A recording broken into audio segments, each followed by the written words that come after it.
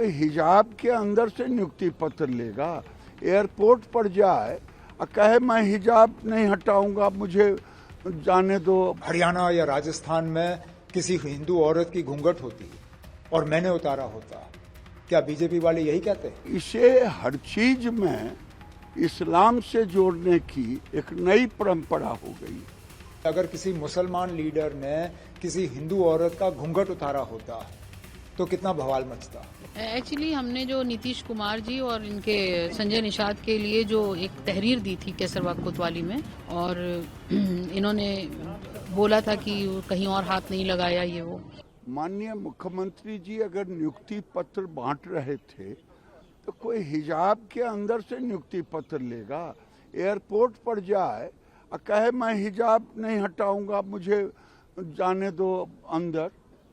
ये तो बेवकूफ़ी भरा प्रश्न है और इसे हर चीज में इस्लाम से जोड़ने की एक नई परंपरा हो गई। लोगों को डराने के लिए कोई पंजाब, कोई पाकिस्तान से फतवा जारी करेगा, लगता है जागीर है।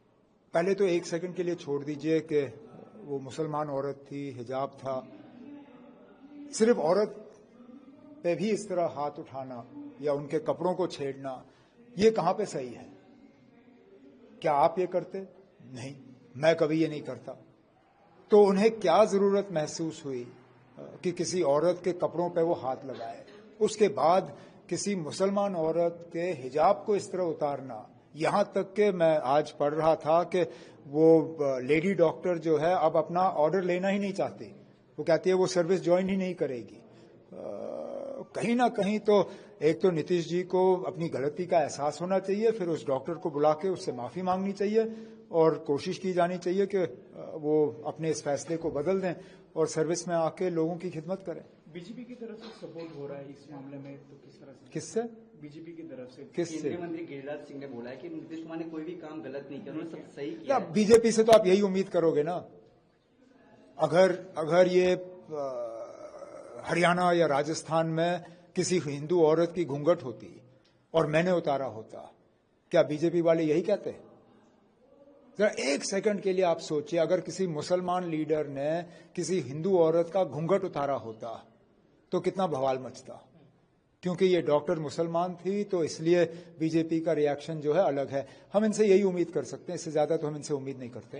एक्चुअली हमने जो नीतीश कुमार जी और इनके संजय निषाद के लिए जो एक तहरीर दी थी केसरबाग कोतवाली में, इनके खिलाफ मुकदमा लिखने के लिए, जो उन्होंने बिहार में जिस तरह महिला को एक उसका हिजाब खींचा था और इन्होंने बोला था कि कहीं और हाथ नहीं लगाया ये वो, उसके खिलाफ जब हमने बात की तो उन्होंने कोई मुकदमा नहीं लिखा और बल्कि ऑफिसर्स ने ये बात कही केसरबाग कोतवाली की आज की इस पर यहाँ से कोई मुकदमा नहीं लिखा जाएगा, जबकि आईटी एक्ट के हिसाब से वो हम उसको सोशल मीडिया पर देखने के बाद व्यक्ति कहीं से भी आहत हो या किसी भी कोने से मुकदमा लिखाया जा सकता है। बहरहाल क्योंकि सत्ता में बैठे लोग हैं, उनकी परवरिश हो रही है उन्हीं के हिसाब से, तो उसको लेके आज लखनऊ कमिश्नर के पास एक तहरीर देने की तैयारी थी जाने के लिए, तो बस उसी में पता नहीं सूंघ के आ गए। तो क्या ये मतलब आपको रोक रहे हैं या यहाँ पे खाली सिक्योरिटी पॉइंट ऑफ व्यू से है या हाउस अरेस्ट, क्या आपको क्या लगे?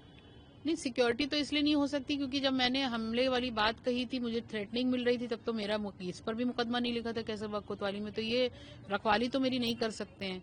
और आप देखिए कि सबसे बड़ी बात यह है कि संजय निषाद जैसे व्यक्ति जिसने इतनी बड़ी गंदी बात कही एक महिला के लिए, उसके लिए सुरक्षा बढ़ा दी आज पुलिस ने, तो उसको लेकर के ये हमारा विरोध है और हम पूरी तरीके से संवैधानिक प्रक्रिया का सफर तय करते हुए हम ये चाहते हैं कि मुकदमा दर्ज हो और दर्ज करना पड़ेगा इनको, क्योंकि अगर ये नहीं करेंगे तो हमारे पास दूसरे तरीके हैं, न्यायपालिका भी है, तो हम उम्मीद करते हैं। कोई प्रोटेस्ट में शामिल होने नहीं बल्कि खाली अधिकारी से अपनी बात रखने जा रही थी कमिश्नर के पास, वहाँ भी आपको नहीं जाने दिया? नहीं, प्रोटेस्ट इतनी सी महिलाओं से थोड़ी होता है। प्रोटेस्ट हमने करके दिखाया था 2020 में कैसे होता है। प्रोटेस्ट होगा तो फिर वैसे होगा, लेकिन अभी हम उसकी जरूरत नहीं समझ रहे थे।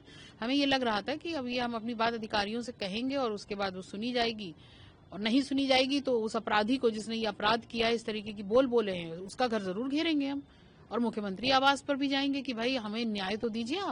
आप बात करते हैं बेटी बचाओ बेटी पढ़ाओ की, आप बात करते हैं मिशन शक्ति की, महिला सशक्तिकरण की। ये सशक्तिकरण हो रहा है कि एक महिला आयुष डॉक्टर अपना जॉब करने से मना कर रही है। ये उसकी मनोदशा हो गई है। तो देखिए, ये कार्रवाई होना इसलिए जरूरी है क्योंकि ये एक नजीर बननी चाहिए कि आइंदा आने वाले वक्त में कोई इस तरीके की गुनाह, हिमाकत या अपराध करने की कोशिश ना करे, और ये जरूरी है, करना पड़ेगा महिलाओं के सम्मान के लिए। अब केंद्रीय मंत्री हैं गिरिराज सिंह, उन्होंने भी लेकिन नीतीश कुमार का समर्थन कर दिया है। ये एक ही थाली के चट्टे बट्टे हैं। जितने भी इस मानसिकता के लोग हैं वो सब एक प्लेटफॉर्म पर हैं और वो इस तरीके की आग उगलते रहेंगे। ये दलित विरोधी हैं, महिला विरोधी हैं, अल्पसंख्यक विरोधी भी हैं, ये पिछड़े विरोधी भी हैं, ये मजलूमों के भी विरोधी हैं, किसान के विरोधी हैं। किसके विरोध नहीं करते हैं? ये सिर्फ अपने लोगों की जो ये मलाई खा रहे हैं बैठे, ये उतने लोगों की बात करते हैं। इनको इससे मतलब नहीं है कि देश कहाँ जा रहा है और देश में महिलाओं के साथ क्या क्या हो रहा है। खाली टैगलाइन दे देने से या नारा दे देने से थोड़ी सुधार होगा। आपके जब मंत्री, खासकर मुख्यमंत्री जैसे फिगर इस तरीके की हरकत कर रहे हैं तो आप ये सोच लीजिए कि इनके जो छोटे प्यादे हैं वो क्या कर सकते हो।